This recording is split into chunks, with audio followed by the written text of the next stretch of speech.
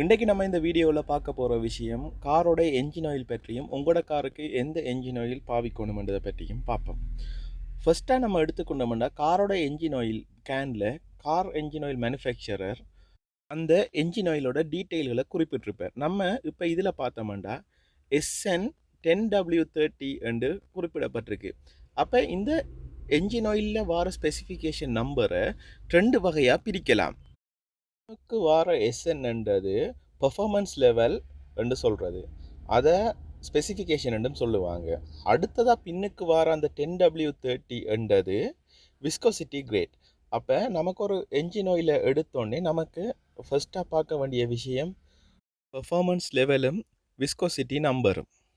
Engine oil பொதுவாக பயன்படுறது காருக்கு. அப்போ காரில் நம்ம ஃபஸ்ட்டாக காரோட என்ஜின் எப்படி இருக்குன்றதை பார்க்கணும். முதலாவது விஷயம் எடுத்தோம்னா கார் என்ஜின் ஒன்று பெட்ரோலில் ரன் பண்ணும், அதாவது கேசோலினில், இல்லைண்டா டீசலில் ரன் பண்ணும்.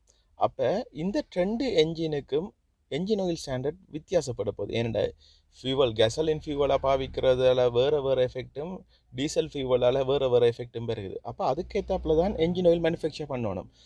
ஃபஸ்ட்டாக நம்ம இந்த என்ஜின் ஆயில் மேனுஃபேக்சரிங்கில் என்னென்ன பர்ஃபார்மன்ஸ் லெவலில் மேனுஃபேக்சர் பண்ணுதுன்றதை பார்ப்போம். இப்போ நம்ம டொயோட்டாவோட லிஸ்ட் எடுத்து பார்த்தோம்னா SN என்ற ஒரு ஸ்டாண்டர்ட்லேயும், CF என்ற ஸ்டாண்டர்ட்லேயும், GF என்ற ஸ்டாண்டர்ட்லேயும், CI என்ற ஸ்டாண்டர்ட்லேயும் வாரதை நம்ம கேனுகளில் பார்த்துருப்போம். முதலாவதாக நம்ம பார்ப்போம் GF என்ற ஸ்டாண்டர்ட் எதுக்கு பாவிக்கிறேன்டா. GF என்றது கேசலின் ஃபியூவல். இது மெயினாக மேனுஃபேக்சர் பண்ணப்பட்டது டர்போசார்ஜ் கேசலின் என்ஜினுக்காக இந்த ஆயில் மேனுஃபேக்சர் பண்ணப்பட்டது. இந்த GF ஸ்டாண்டர்டுடைய ஆயிலை நம்ம டீசல் என்ஜினுக்கு பாவிக்கலாம்னா நிச்சயம் பாவிக்க முடியாது. பெட்ரோல் என்ஜினுக்கு மட்டும்தான் பாவிக்கலாம். இது நான் டர்போ பெட்ரோல் என்ஜினுக்கும் பாவிக்கலாம். அடுத்ததாக நம்ம பார்க்க போகிற பெர்ஃபார்மன்ஸ் லெவல் SN என்றது. SN என்றா என்னன்னு பார்த்தோம்னா ஸ்டாண்டர்ட் ஸ்பார்க் இக்னேஷன். இந்த SNல என்ன அடங்கி இருக்குன்னு பார்த்தோம்னா கேசலின் என்ஜினுக்கும் டீசல் என்ஜினுக்கும் உள்ள மெயினான வித்தியாசம் என்னென்னா, கேசலின் என்ஜின் ஸ்பார்க் ப்ளக்கால் ஸ்பார்க் கொண்ட பிரிக்கும் போது தான் பேர்ன் ஆகும். அதே நேரம் டீசல் என்ஜின் எடுத்திங்கன்னா கம்ப்ரஸ்ட் பண்ணக்குள்ள ஃபியூவல் ஆட்டோமேட்டிக்காக இக்னைட் ஆகிறதால அது பவரை ப்ரொடியூஸ் பண்ணுது. அப்போ இது ரெண்டுக்கும் உள்ள மெயினான வித்தியாசம் என்னென்னா, கேசலின் என்ஜினுக்கு ஸ்பார்க் ப்ளக் இருக்குது. அப்போ ஸ்பார்க் ப்ளக் இருக்கிற வெஹிக்கிளுக்கு மட்டும்தான் இந்த SN என்ற பொறிக்கப்பட்ட என்ஜின் ஆயிலை நம்ம பாவிக்க முடியும். அடுத்ததாக நம்ம CI என்றதுக்கு என்ன விளக்கம் என்று பார்த்தோம்னா, இந்த C குறிக்கிறது கம்ப்ரெஷன் இக்னேஷன். டீசல் என்ஜின் தான் கம்ப்ரெஷன் இக்னேஷனில் வேலை செய்கிறது. அப்படி என்றால் இந்த CI என்றோ C என்று ஸ்டார்ட் பண்ணுற என்ஜின் ஆயில் அவ்வளவு டீசல் என்ஜினுக்குரியது. அதை நம்ம பெட்ரோல் என்ஜினுக்கோ கேசலின் என்ஜினுக்கோ பாவிக்கக்கூடாது. இந்த பெர்ஃபார்மன்ஸ் லெவல் என்றது இப்போ உங்களுக்கு கிளியராக விளங்கியிருக்கும். அதுக்கு அடுத்ததாக இருக்கிறது விஸ்கோசிட்டி கிரேட்.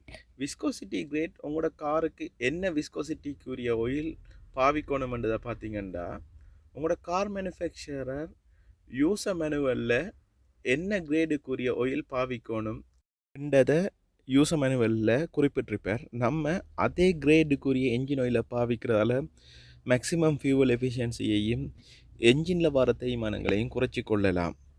அதான் இன்னொரு விஷயம் சொல்ல மறந்துட்டேன். என்னென்னா SN/CF வண்டி இருக்கிறது. அதாவது இதில் பார்த்தீங்கன்னா SN/CF 10W30 வண்டி இருக்குது. இதில் பார்த்தீங்கன்னா எஸ்ன்றது என்னது ஸ்டாண்ட் பண்ணது ஸ்டாண்டர்ட் ஸ்பார்க் இக்னேஷன், சின்றது கம்ப்ரெஷன் இக்னேஷன். அப்போ இதில் என்ன விளக்கம்ண்டா, இது நீங்கள் பெட்ரோல் காருக்கும் பாவிக்கலாம், டீசல் காருக்கும் பாவிக்கலாம். அப்போ SN/CF என்று வந்துச்சுண்டா SN அல்லது CF. அப்போ இதே மாதிரி ஏதாவது வந்துச்சுண்டா நீங்கள் அதை ட்ரெண்டுக்கும் பாவிக்கலாம். இதையும் ஞாபகப்படுத்தி கொள்ளுங்கள். உங்களோட காருக்கு என்ஜின் ஆயில் மாற்றக்குள்ள நீங்கள் சரியான உங்களோட கார் என்ஜினுக்குரிய என்ஜின் ஆயில் தானே மாற்றுறீங்க என்றதை தெரிஞ்சு வச்சுக்கொள்ளணும்.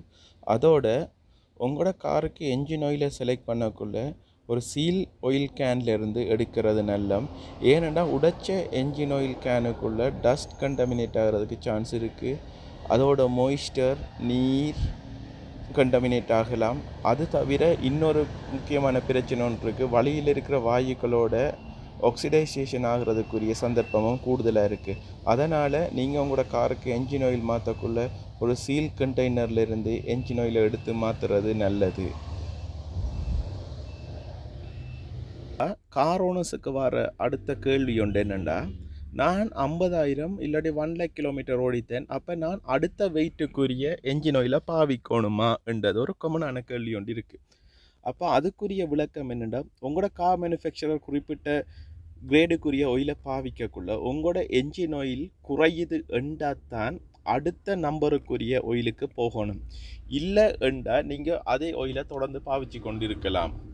நீங்கள் சும்மா ஒரு 50,000 மைலேஜ் ஓடிட்டேன், ஸோ நான் இவ்வளோ காலம் 0-20 பாவிச்சேன், அடுத்ததை நான் 10-30க்கு போக போகிறேன்னு சொன்னீங்கன்னா நீங்கள் உங்களோட என்ஜினுக்கு நீங்களாகவே தேய்மானத்தை தேடி கொடுக்கீங்க.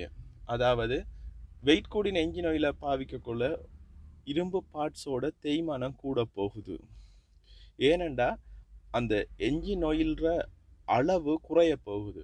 அதே நேரம் உங்களோட என்ஜின் ஆயில் குறைஞ்சி கொண்டு இருக்குதுண்டா. என்ஜின் ஆயில் ஏதோ ஒரு தேய்மானத்தால் என்ஜின் ஆயில் பிஸ்டனுக்குள்ளே போய் பத்துறது தான் என்ஜின் ஆயில் குறைகிறது. அப்படி என்ஜின் ஆயில் குறைஞ்சி கொண்டு இருக்குதுண்டா நீங்கள் அந்த என்ஜின் ஆயில் குறைகிறத தடுக்கிறதுக்காக வேண்டி அடுத்த கிரேடுக்குரிய என்ஜின் ஆயிலை பாவிக்கலாம். அது இல்லாமல் நீங்கள் சில ஆட்களுக்கு 1 லேக்கில் ஆயில் கன்சப்ஷன் தொடங்கும், சில ஆட்களுக்கு 3 லேக்ஸ் மட்டும் நார்மலாக அதே ஆயிலை பாவிக்கக்கூடிய மாதிரி இருக்கும்.